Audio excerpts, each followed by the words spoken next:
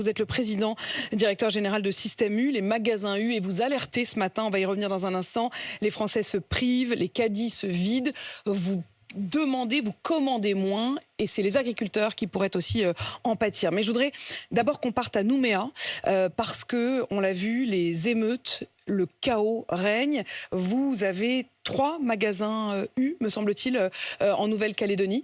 Est-ce que vous avez des nouvelles? Est-ce que votre personnel, est-ce que les magasins ont été touchés par les émeutes? Avant de rentrer dans le studio, il y a 2 minutes, je viens de recevoir un message. On a 2 magasins touchés cette nuit, assez sévèrement. Donc j'attends plus d'informations, mais ça y est. La nuit précédente, ça avait été, mais cette nuit, on a 2 magasins touchés. A priori, ça a l'air d'aller pour les équipes, mais je reste prudent à ce stade et j'en saurai plus tout à l'heure. Quand vous dites assez sévèrement touché, ça veut dire quoi? Ça veut dire pillé? Ça veut dire attaqué? Il y a un magasin qui a été incendié. Et l'autre, effectivement, il y a eu du pillage. Mais encore une fois, je reste prudent à cette heure et j'attends plus d'informations de mes collègues tout à l'heure. Et d'ici une demi-heure, avec et bien le sûr, décalage on horaire. pense à eux et on est en soutien avec eux, bien évidemment. Et d'ici une demi-heure, donc je le disais, le couvre-feu donc entrera en vigueur, puisqu'avec le décalage horaire, ce sera à nouveau la nuit. Merci en tout cas pour cette information, Dominique Schelcher. Je voudrais qu'on rentre dans le caddie des Français. Vous le disiez, les Français se privent. Vous me l'avez dit juste avant qu'on rentre dans ce studio. Et je voudrais qu'on puisse décortiquer ce qui se passe avec vous et surtout les conséquences de ces privations, parce que c'est tout le modèle de la chaîne alimentaire, en remontant finalement toute cette chaîne depuis le caddie jusqu'au producteur, c'est-à-dire l'agriculteur au fond, qui risque d'être chamboulé. Commençons donc par ce qui se passe dans le caddie des consommateurs. Ils se privent, ils consomment moins. Est-ce que vous parleriez carrément de déconsommation? Il y a des signes de déconsommation, clairement. Ce qu'on peut dire ce matin, c'est que la crise inflationniste globalement est derrière nous. Ça, c'est la bonne nouvelle. Mais il reste intact un problème de pouvoir d'achat. Un problème de pouvoir d'achat et pour beaucoup de Français. Et ce problème de pouvoir d'achat, cette tension, depuis maintenant des mois, pèse sur les choix des gens. Ils arbitrent. C'est ce qu'on explique ici depuis un certain temps. Et ils continuent à arbitrer. Vous savez, vendredi matin, j'étais dans mon magasin en Alsace. En Alsace, vous êtes près de Fessenheim. Je tombe sur une très bonne cliente depuis longtemps. Un couple, un enfant, 2 salaires très corrects. Elle me parle de sa consommation, de l'évolution de sa consommation. Elle me dit, mais même moi, on vit correctement, mais je suis obligé d'arbitrer, de changer. J'achète moins de viande, je n'achète plus de non alimentaire. Parce que mes dépenses contraintes ont fortement augmenté, je suis obligé de faire des choix et je les fais sur l'alimentaire. C'est ça qui se passe actuellement.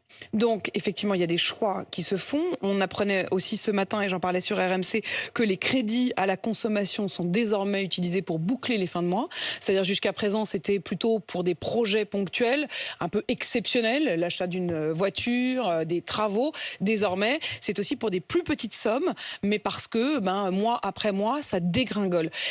Quand vous dites des choix se sont faits, quels sont les produits que vos consommateurs, que vos clients n'achètent plus? Par exemple, clairement, le non-alimentaire. C'est quoi le non-alimentaire? Par exemple, le bazar. Par exemple, les tables de jardin. Non. Je parle hors produits de beauté et d'hygiène. Hors produits du quotidien. Tout à fait, hors produits du quotidien. Par exemple, les salons de jardin. Là, c'est complètement boudé cette année. En plus, il a fait très mauvais en termes de météo. Donc là, par exemple, ça ne marche pas. Le textile, c'est pareil. La tenue, on va la garder une saison de plus. Le short, on va le garder une saison de plus. On en vend beaucoup moins. Ensuite, il y avait eu les produits de beauté. Les produits de beauté sont devenus très chers. Donc, il y a toute une série de produits de beauté, les crèmes, etc., des choses plus sensibles et plus chères.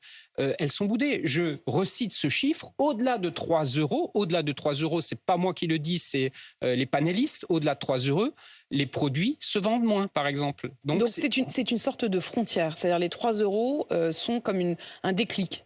Les 3 € sont comme un déclic. Et un autre produit qui est vraiment très, très arbitré parce qu'il est aussi plus cher dans le panier, c'est la viande. La boucherie est en baisse. On mange moins de viande actuellement. Alors, est-ce qu'on mange moins de viande parce qu'on n'a plus assez de sous pour en manger, ou est-ce qu'on mange moins de viande aussi parce que c'est un changement de consommation? On entend quand même beaucoup d'injonctions à manger moins de viande, à la fois pour des questions de santé ou des questions d'environnement.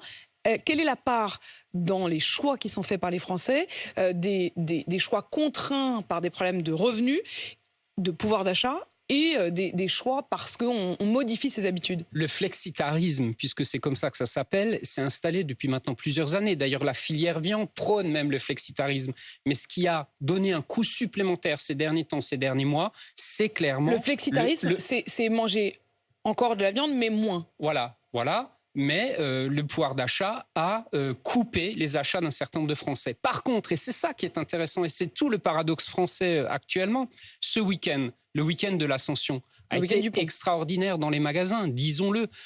On a vécu des choses, des chiffres, comme au cœur de l'été, au cœur du mois d'août, par exemple, comme si la France était en vacances. Et le rayon boucherie, la semaine dernière, a complètement explosé. Pourquoi ? Parce qu'en même temps qu'il y a cette tension, qu'il y a ces contraintes, qu'il y a ces arbitrages, les Français veulent aussi se faire plaisir ponctuellement. Et donc, la semaine dernière, ils ont fait leur barbecue pendant le week-end de l'Ascension. Et ils étaient en famille, et donc ils voulaient pouvoir faire un plat familial. Et c'est toute cette situation paradoxale, encore une fois, je le répète, d'un certain nombre de tensions, et à un moment, on veut se faire plaisir, et on fait même des économies pour partir en week-end. Et encore une fois, malheureusement, et c'est ça qui est difficile, c'est souvent le poste alimentaire qui est arbitraire. Mais encore une fois, pardon, vous dites, il y a aussi une question quand même de météo, il y a aussi ces questions-là. Quelle est la part qui fait que, n'ayant eu que du mauvais temps depuis des semaines, il fait beau, effectivement, on sort, alors j'ose pas le dire comme vous, le barbecue. Vous dites comme ça, visiblement, en Alsace, donc C'est prononcé à l'alsacienne. Voilà. En fait, on est dans une société de l'hyper-réactivité. Et ça, c'est clair, net, tous nos collaborateurs nous le disent en magasin.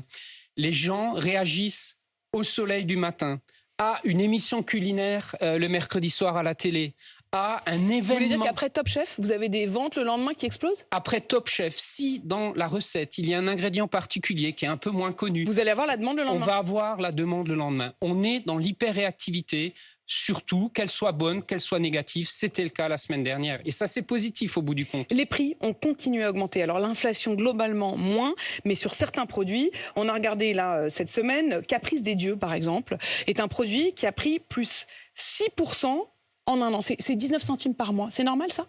Mais Apolline de Malherbe... Le Coca, la bouteille de Coca, elle dépasse largement les 2 € désormais. Alors, il y a plusieurs sujets. Le premier que vous avez cité, il est fait à base de quoi ? Il est fait à base de lait. Or, on sort d'une crise agricole. Le lait était au cœur de cette crise agricole. Donc, dans les négociations commerciales... Donc, c'est une bonne nouvelle pour les agriculteurs, une moins bonne nouvelle pour les consommateurs de Caprice des Dieux. Une bonne nouvelle, mais... Parlons des bonnes nouvelles. Il y a de très nombreux produits qui baissent, il faut le dire aussi. Et dans les magasins U, les baisses sont en cours et vous pouvez les chercher. Les produits de droguerie et d'hygiène baissent très fortement. Les produits, c'est moins 2,4% sur un an. Les produits à base de papier baissent. Les produits à base de volaille baissent. Ça, c'était monté très haut avec la... C'est-à-dire c'est du transformé, hein, quand vous dites à base de... Non, mais les scalopes de dinde, les nuggets pour les enfants à base de volaille, tout ça est en train fortement de baisser. Des conserves de légumes baissent, mais aussi tout ce qui était les pâtes. Les pâtes, certains paquets de pâtes sont montés assez haut. Ça rebaisse actuellement. Donc, il y a vraiment quand même des bonnes nouvelles. On les trouve dans les rayons et les Français commencent à le voir sur le global de leur panier. Sur cette question, justement, quand vous disiez les pâtes, le blé, il y a aussi une crise du prix des matières premières qui baisse fortement pour certaines d'entre elles. On pense au riz, au colza, au maïs, au sucre. Tous ces produits-là sont censés baisser en 2024. Quelle est la part, au fond, de ce qui relève de la demande, de l'offre et de la demande, donc de la consommation véritable des clients de vos supermarchés, et qu'est-ce qui relève de la spéculation ? Ce matin, il y a plusieurs articles dans la presse quotidienne qui parlent de ça. Et il y a une phrase qui revient systématiquement, c'est l'éclatement de la bulle post-guerre en Ukraine. Donc, il y a une part d'effet de demande, de tension, de raréfaction parce qu'il y avait des problèmes de météo. Et il y a une part spéculative, c'est clair, c'est net. Ça veut dire qu'il y a eu une bulle. Ça veut dire quand même qu'il y en a à un moment ou à un endroit de la chaîne, peut-être même les distributeurs à un moment, qui ont créé artificiellement cette bulle. Contre les distributeurs, bien sûr que non. Nous, on a cessé et on continue de le faire, d'accompagner les Français, nos prix coûtants, on serre les prix, les promotions sans cesse. Donc par contre, au niveau du marché international des matières premières, il y a des traders, des gens dont c'est le métier au quotidien de gagner de l'argent en achetant, en revendant des matières premières. Et bien là, oui, il y a eu de la bulle spéculative. Chaque année, 39 milliards de produits qui passent à la caisse, qui sont scannés par vos absolument. Caisses. Une très forte baisse de ce volume, du nombre de produits qui sont passés en caisse l'année dernière ? Alors, cette baisse, elle est là depuis la fin des années 2010. Elle est là, c'est une tendance de fond dans nos magasins, en général sur le marché de la grande distribution, moins chez U parce qu'on se porte plutôt bien, mais il y a une baisse des volumes de ce qu'on appelle les produits de grande consommation. C'est lié au fait que les gens ont envie d'acheter un peu moins, différemment, il y a la pression environnementale, etc.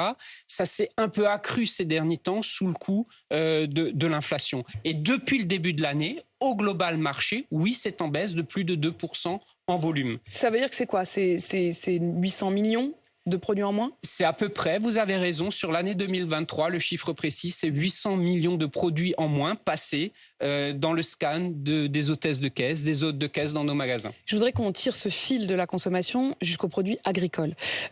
S'il y a moins de produits consommés, vous-même, j'imagine que vous en tirez un certain nombre de conclusions, et que lorsque vous passez vos commandes globales, vous baissez le volume de ces commandes. À qui ? Aux agriculteurs ? Au bout du compte, s'il y a une forte part de matières premières agricoles dans le produit, bien sûr qu'il y a des commandes qui baissent. Mais au global, encore une fois, U se porte bien. On fête nos 130 ans cette année. On se réunit tous d'ailleurs dans quelques jours pour fêter ça et préparer l'avenir. Ce qui baisse le plus en ce moment, c'est pas tellement, par exemple, les produits de marque distributeur qui, elles, continuent à augmenter. Mais il y a un certain nombre de produits de grandes marques dont les ventes sont moindres. S'il y a beaucoup de blé dans ce produit, au départ, il y aura effectivement un peu moins de commandes de blé. Donc oui, ça nous interroge. Moi, je suis cette baisse de volume d'extrêmement près, parce que c'est toute la chaîne qui peut être impactée à terme. Et donc, à nous de nous mobiliser pour continuer à attirer les clients, et bien sûr, plus chez nous que chez nos confrères. Vous redoutez, ça on l'a bien compris, effectivement, qu'il y avait une forme de guerre entre vous, mais c'est le jeu, c'est le jeu de la concurrence. Mais est-ce que vous redoutez, parce qu'il y a quand même un paradoxe, c'est qu'on est dans un moment où on parle de la rémunération des agriculteurs, en voulant leur donner un certain nombre de garanties, la fameuse loi sur les agriculteurs entre aujourd'hui effectivement en vigueur, mais dans le même temps, vous nous dites qu'il va probablement y avoir une baisse de leurs revenus s'il y a moins de demandes. Mais c'est pour ça qu'il faut se battre pour cette souveraineté, qu'il faut absolument, dans ce contexte-là de tension, par exemple, il y a une chose simple à faire et que chez U, on ne fera jamais. On ne remplacera pas de l'origine française par de l'origine étrangère. La plaquette de beurre 250 grammes chez U ne sera jamais européenne, irlandaise ou polonaise. Elle restera française. Parce que quand les volumes baissent un peu, il faut continuer à défendre la souveraineté alimentaire française et choisir les produits d'origine France. Quand vous dites ça, Dominique Schelcher, ça veut dire que vos concurrents ne le font pas tous ? Ça veut dire que certains confrères, pour des questions de facilité. Et sans prévenir, sans que ce soit dit ? Et sans forcément que ce soit dit. Moi, je fais le tour de la concurrence. Je vais voir mes confrères. Je prends Vous rentrez en catimini, incognito ? Mais absolument. Absolument. Je prends la prends la plaquette de beurre, je la regarde. Je peux vous dire, elle est plus forcément française partout. Ça se voit où ? Vous retournez le produit et c'est écrit en grand. Alors chez U, depuis 2019, je vais vous dire, on est l'enseigne de distribution qui affiche plus fortement la transparence, y compris la symétrie de la transparence. C'est-à-dire que même si on a encore un ingrédient qui est italien ou espagnol, on le note encore sur le produit. Voilà, donc prenez les produits en moins. Et là, c'est un acte citoyen, c'est un acte de souveraineté. La plaquette de beurre doit être française. Dominique Schelcher, justement, il y a cet indicateur Origine Info qui doit arriver sur les produits à partir de cet été. C'est Olivia Grégoire qui était à la manœuvre. Vous êtes favorable à cette mesure ? L'idée, si je résume, c'est que jusqu'à présent, un produit qui n'a pour ingrédient principal que le lait, par exemple, là, vous savez s'il vient de France ou d'ailleurs. Lorsque c'est un produit avec plusieurs ingrédients, vous n'étiez pas jusqu'à présent, ni vous ni les industriels, obligés de mentionner l'origine de chacun des ingrédients. Ça va être le cas. Alors, je salue l'activisme de notre ministre du Commerce qui a raison de pousser ce sujet. Nous, on soutient la transparence, on l'applique depuis 2019 et UFC Que Choisir a dit encore une fois qu'on était l'enseigne qui l'appliquions le plus fortement. Voilà. Donc le projet là, c'est effectivement d'aller plus loin, d'aller jusqu'à 3 produits où on donne le détail. Et même si derrière un ingrédient, par exemple, il y a plusieurs pays, ce serait de signaler les plusieurs pays différents.